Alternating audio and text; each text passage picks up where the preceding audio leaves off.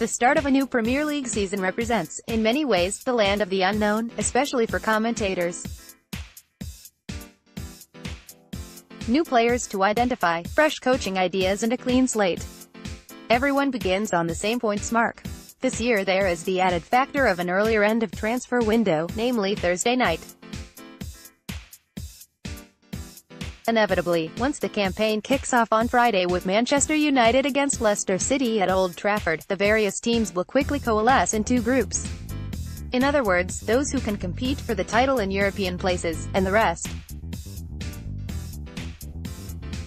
It is not difficult to predict that the top six will likely be identical to last season's elite half-dozen.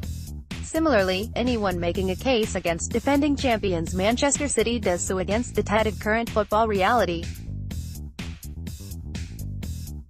Last week's column, I backed Liverpool to push City all the way, but it will undoubtedly take a colossal effort to dethrone Pep Guardiola's stylish squad. The strong have got even stronger with the arrival of Riyad Mahrez for more than £61 million from Leicester. If City are vulnerable at all, it might be in the first few weeks of the season, purely because of the World Cup factor. 16 of the Spanish coach's players were with their respective squads in Russia.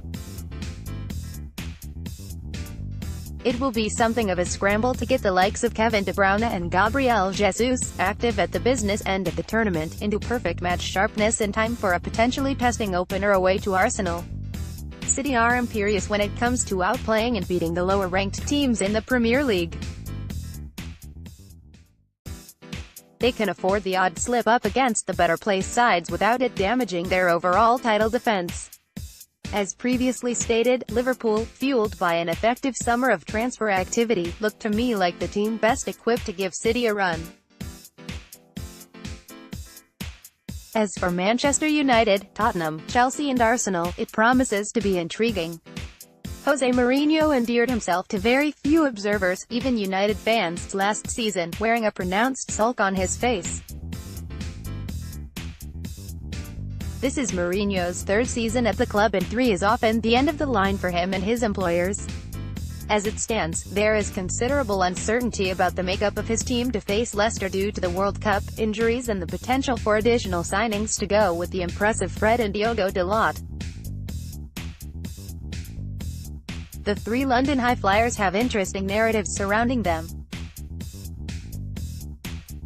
Tottenham bring the promise of excitement in a new stadium with the core of the England squad that finished 4th in Russia. Will Spurs do much better than 4th place in the Premier League this season without delving significantly into the transfer market? It will be a challenge, although Mauricio Pochettino's continued commitment to youth is commendable and makes you want him to succeed. Chelsea and Arsenal have recently installed managers from the continent who ought to enhance the English game. Maurizio Sarri is an outsider in a game of safe bets. Think of Chelsea and you think of pragmatism and more prosaic qualities. Sarri prefers poetry, and so look for Chelsea to entertain whether they win or lose.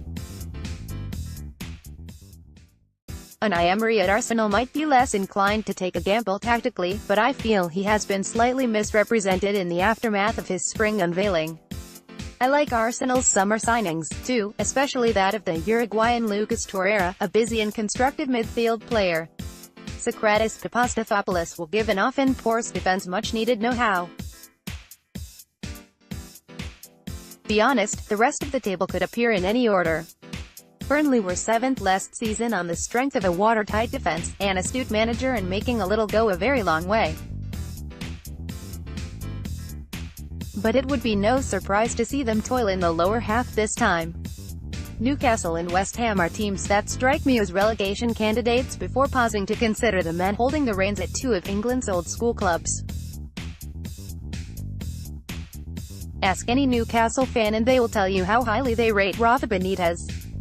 The work he has done with limited resources and an unpopular owner has only cemented the Spaniard's strong reputation in Premier League circles. Manuel Pellegrini, who has succeeded David Moyes at West Ham, is another canny operator. Unlike Benitez, he has been backed in a way his predecessors were not, so far anyway.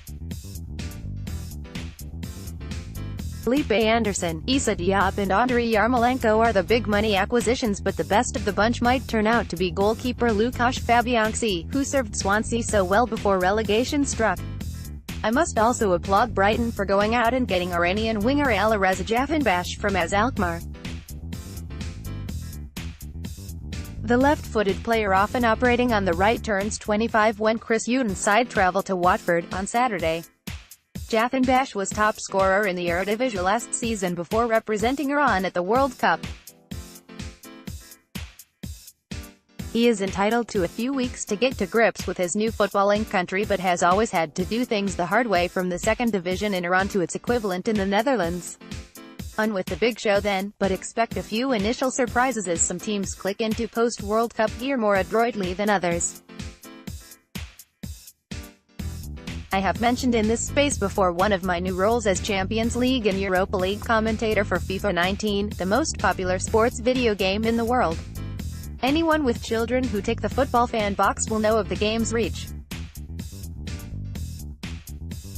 Indeed, FIFA, for that particular demographic, has little to do with Gianni Infantino, Zurich or Blazers. Last week in Los Angeles, we recorded the final segments of match commentary ahead of the game's launch at the end of September. Since EA Sports released a new trailer, I have had many questions about how the voice aspect of FIFA 19 is produced. Thankfully, we are in very good hands, working with a talented team of people who have been doing this for years. For the 2019 edition, it has involved more than 20 studio days compiling an extensive Champions on Europa League soundtrack. Rather than just reading a script, producer Sandy Jaramillo and the creative team give me and co-commentator, Lee Dixon, freedom to use our own words and turns of phrase in line with match scenarios. Recently I spent a lot of time on hundreds of player names and various different inflections: low, in a shooting position, high, ahead of a goal, etc. Now you might think that is straightforward, but consider that we do more than just talk about big, established stars. That means researching scores of unfamiliar names for the correct pronunciation. To be honest, the homework part of the equation is tremendous fun and immensely challenging in a positive way. The whole game project represents a collaboration, and I'm in awe of how lifelike the end product is, thanks to the skills of the production and technical team in Vancouver.